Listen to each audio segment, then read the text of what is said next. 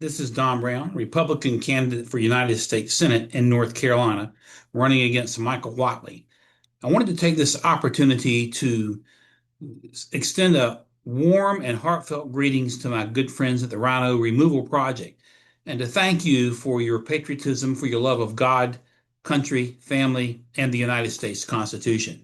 Thank you for sharing my vision and our vision of returning this great nation of ours, the United States of America, back to the constitutional republic vision that was set forth by the founders.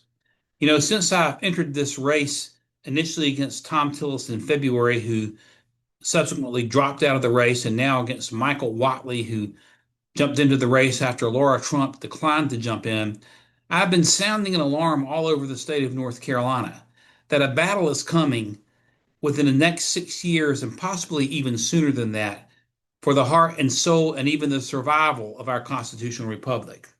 Everywhere we go, I remind folks that we are facing not only unprecedented forces of evil, as we saw with the assassination of Charlie Kirk, with these out of control federal judges like Boasberg and Reyes and others ordering the president to turn a plane around full of illegal immigrants without constitutional authority, with folks who should have been mourning Charlie Kirk's assassination, but actually celebrating it. We've seen that sort of thing from the other side. We're facing tremendous forces of evil as the Democrats continue to attempt to use our coveted justice system for purposes of political warfare.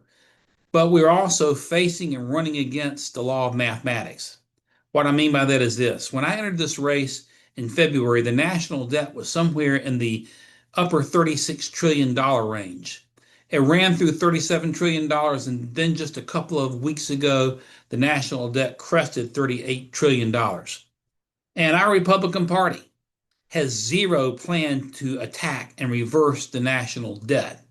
A few weeks ago, I was headed up to speak in beautiful Buncombe County, Asheville, North Carolina. And there's this website that many of you may know. It's called usdebtclock.org. And I was on the site, and it shows an online accumulation of the national debt exploding in our eyes. And I set my alarm for 1 minute. And after the alarm went off, I looked back at the debt clock, and the debt had increased $2 million in 1 minute. Ladies and gentlemen, the national debt is increasing at approximately $37,000 a second, $2 million a minute, and $2 billion a day. To be more precise, about $2.8 billion per day. But whether it's $2 or $3 billion per day, the point of the matter is it is not sustainable. Our Republican congressmen sometimes like to point out that they have reduced the federal spending under the Democrats, which is true.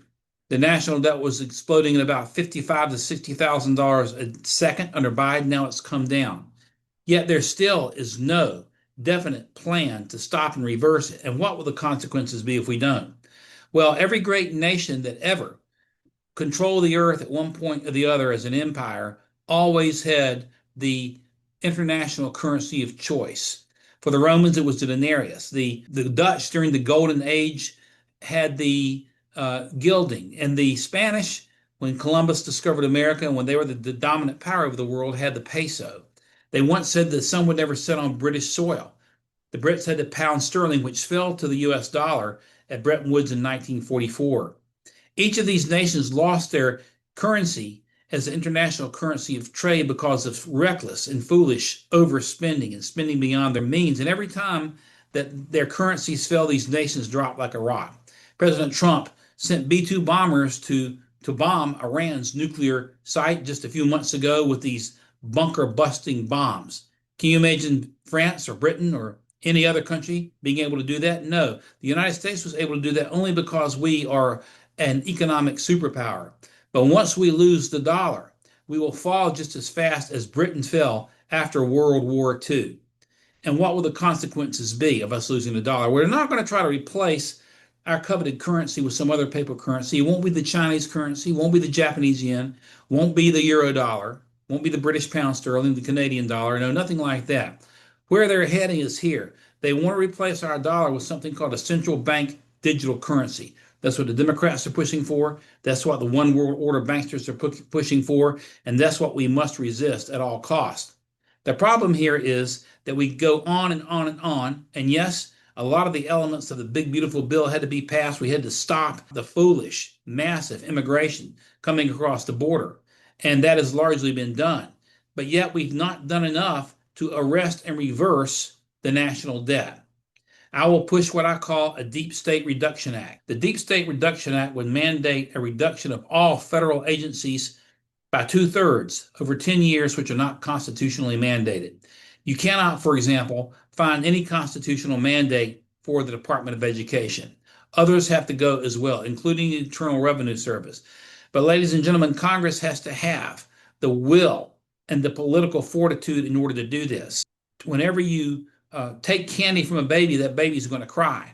And we're going to have to step out and arrest this national debt before we lose the dollar. If we lose the dollar, we will fall as a nation. From the floor of the United States Senate, I will sound the alarm, and I will encourage the Republican Party to come up with a game plan. It's like George S. Patton once said, that an imperfect plan, fearlessly and recklessly executed, is better than a perfect plan sitting on the shelf and gathering dust. Ladies and gentlemen, Rhino Republicans have no plan. In fact, no Republicans have any plan right now to attack the national debt. If we don't attack this debt and reverse it, then everything else will be lost. I will make that a priority of my term as the first term United States Senator. I'm not going to make a lot of friends, probably even from within my own party, but our nation's survival depends on it. Additionally, we have got to stand for medical freedom. What the Democrats did to us, and some Republicans as well, during COVID was an absolute national disgrace. Forcing people to be in a position where you have to take experimental jabs or lose your job is inexcusable. And how dare any of them claim that certain people's jobs are not essential? Ladies and gentlemen, if you got a job and you're supporting your family, that's essential. I will fight for medical freedom from the floor of the Senate. I will fight for a National Vaccination Protection Act so that never, ever again can either a local government, a state government, a federal government, or any private employer force Americans to choose between experimental vaccinations or their job. And this will cover and protect Americans against having anything inserted in our bodies, including microchips. This is what the World Economic Forum has been talking about in recent years. And finally, you've got to rein in these out-of-control federal judges who have no constitutional authority to do what they do. When the Constitution was passed on the 17th of September, 1787, it still had to be ratified. And one of the greatest fears that the Anti-Federalists had was out-of-control federal judges. Alexander Hamilton wrote Federalist 78, and in it, he tried to assure the states that the judiciary would be the weakest form of government, which brings up another constitutional fiction, just like separation of church and state, which is a constitutional fiction. The notion that we are a democracy is a constitutional fiction. The notice that there are three co-equal branches of government is a constitutional fiction. Congress has the authority to bring these judges under control. I will push what I call a Judicial Separation of Powers Act, which will remind these federal judges of their limitations under Federalist 78, and will clip their wings of any and all authority, which they don't have anyway, under matters dealing with immigration and naturalization and the United States military. I really appreciate and am blessed by the great work of the Rhino Removal Project. Together, we have an opportunity to save this nation, but it won't be easy. And we got to get to work quickly. And we've got to call out, get along Republicans who want to kick the can down the road. If we continue with status quo republicanism, eventually we will fall. Now is the time to reverse the damage that has been caused by Democrat Congresses and to go after the deep state and take it out. I'm Don Brown. I stand for the United States Constitution and am very grateful for our friends at the Rhino Removal Project. We're on the same wavelength. We are standing for freedom, and I hope to see you all real soon. I'm sorry that I had a scheduling conflict this weekend, but appreciate your great work. Thank you so much. God bless you, and God bless America.